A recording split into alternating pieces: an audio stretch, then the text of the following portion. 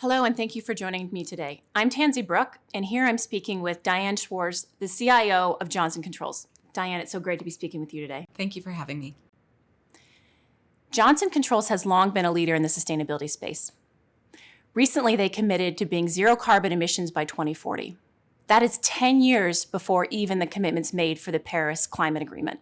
You have been in the industry and had an incredibly impressive career for many years, and I would love to hear a little bit about your background.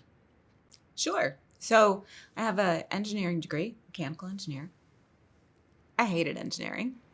So I got an English degree so I could feed the other side of my brain at the same time. I got an MBA. First 10 years of my career, I wasn't really in technology. And at some point, my managers said, "You're kind of good at this technology piece. Maybe you should just go do that for your career." So I was 10 years in before I had my first true IT job, and then just worked into more and more successive CIO and program manager and various leadership roles. That is increasingly more common, right? Having this sort of interdisciplinary, having experience in different realms is something that's actually incredibly beneficial when it comes to being a change agent or trying to solve large problems. I completely agree. And I think that's what defines a resilient career, that you can do more than one thing and that you know different aspects of the business. How do you, get people excited about the work they do? How do you help them, find problems to solve? And it sounds like there's a real role in that being meaningful for the business. I like to start with, what do you do that makes you happy? Because generally, if you love doing something, you're going to be great at it.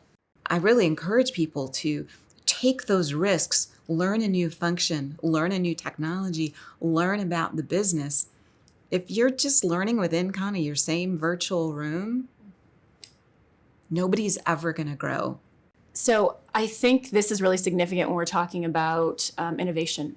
What is Johnson Controls' approach to infusing innovation in your business? We have a pillar in our strategy, which is develop a high-performance culture. And innovation is front and center in there. We have so many ideation or innovation sprints. I love that we see that so many of our leaders will sponsor an ideation or innovation event to really unlock the potential that's in everyone's brains. What's your perspective on how people and technology work together in order to solve large problems? We had a talk on digital acumen, digital leadership. And we had everybody contribute to a word cloud on what they thought that meant. And this was not technology folks that we were talking to, it was every employee. And words like scary, intimidating, a number of technology suppliers' brand names came up. There was this angst and fear of individuals who didn't have the confidence in themselves to learn technology to put it all together. So that was the frame of the first word cloud. We really brought out that the most important aspect of digital acumen, which you need to solve those problems, is mindset. Risk-taking, lack of fear, being an agile learner. You don't have to be a programmer. You just have to have the vision for how things can be better and be able to communicate and facilitate that vision to somebody who's maybe hands on keyboard are better, which goes back to teamwork and putting together the right teams to put it all together. One of the reasons that I admire Johnson Controls is that it has long been focused on sustainability. Why do you think it is an important topic? Buildings are responsible for 40% of the carbon. Wow. That's huge. But we can make a difference. By helping people run their buildings more efficiently, we can really help save our planet by just applying the solutions that we've been offering for a really long time. There are very few organizations that tie executive compensation to sustainability goals, and Johnson Controls is one of those. How do you feel like that impacts decision-making within the organization? It feels like sustainability is in our DNA. Why wouldn't we have sustainability and diversity in our compensation goals, just as we have profitability and free cash flow? I think it just helps reinforce the authenticity of how we run the company, because all of those aspects are important. I had the great benefit of spending time in Svalbard, and you walk on the permafrost. It's melting. Glaciers that have been there just a decade or so ago aren't there anymore. And bodies of water that used to be frozen for many parts of the year and you could snowmobile across, they're not there. So you go to a spot like that and you physically touch climate change.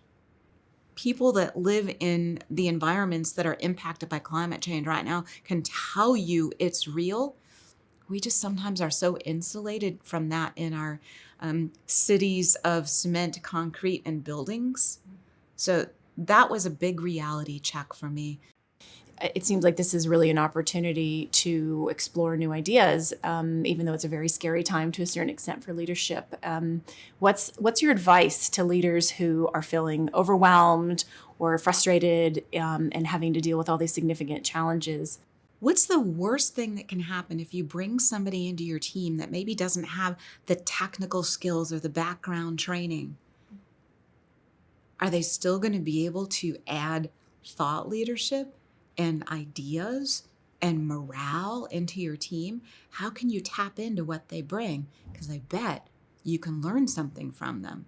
Diverse companies are the most profitable companies. And we need to start advocating that we have more women leaders in Fortune 500 companies. Here's another factoid. There's more men with the name Mike and James leading companies than there are women. Right? We need to help change that one person, one attitude at a time. It's not just male and female, but that's often the easiest one to spot.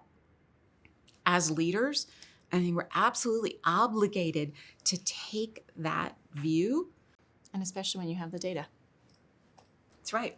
I mean, I think in the past, a lot of the arguments were, we don't know how to quantify this, we don't know how to see it, we don't know how to structure this, but it's like, businesses have so much data now, and increasingly they have broad access to that data across departments. And so when you can do that, there's no excuse to a certain extent. It's put a different lens on it, decide it's a priority, and look. Absolutely. Take the time, take some actions. Diane, that was great. Thank you so much for speaking with me today. Thank you for having me, Tansy. It was my pleasure. And thank you as well for joining us.